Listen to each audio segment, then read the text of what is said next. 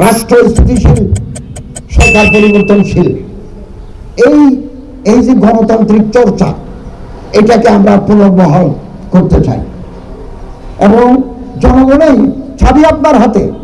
কোন ধরনের সরকার আপনি চান সেটা নির্ভর করবে আপনার উপরে।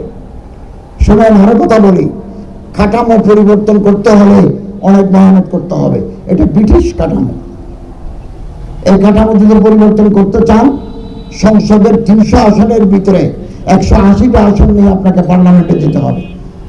এরপর আপনি কাঠামো বদলাতে পারবেন। ভোট এবং গণভোট 12 ফেব্রুয়ারি দুটো জিনিস হবে। একটা ভোট দিবেন আপনার পছন্দের প্রার্থীকে, আপনি যাকে পছন্দ করেন। আগামী 5 বছর রাষ্ট্র পরিচালনায় আপনি যাকে দায়িত্ব দিতে চান, নির্বিঘ্নে অবাধে আপনি তাকে ভোট দেবেন। এবং আরেকটা হচ্ছে গণভোট। ব্যালট পেপার থাকবে 2টা, একটা সাদা ব্যালট, এখানে আপনার পছন্দের প্রার্থীকে আপনি ভোট দেবেন। আরেকটা হচ্ছে গোলাপি, ওখানে হ্যাঁ এবং না দুটো অপশন আছে।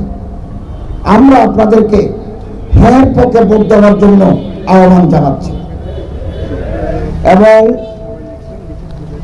গণভোটের মাধ্যমে, রেফারেন্ডামের মাধ্যমে দেশের চেহারা পাল্টে যায়, ইতিহাস পরিবর্তিত হয়, আশা আকাঙ্ক্ষার পরিবর্তন ঘটে।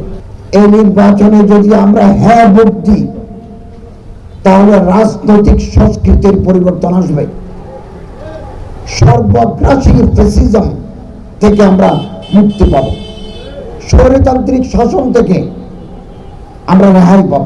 জেলা উপজেলা লেভেলে বিশেষ কোন প্রার্থী বা প্রতীকের পক্ষে প্রচারণা চালায়, আপনার কাছে যদি এভিডেন্স থাকে, আমাদের এখানে গোয়েন্দারা কাজ করছেন, গোয়েন্দাদের রিপোর্টও থাকে, তাহলে আমার গভর্নমেন্ট নির্বাচন কমিশনের মাধ্যমে আমরা সংশ্লিষ্ট অফিসারের বিরুদ্ধে আইনানুগ ব্যবস্থা নেব।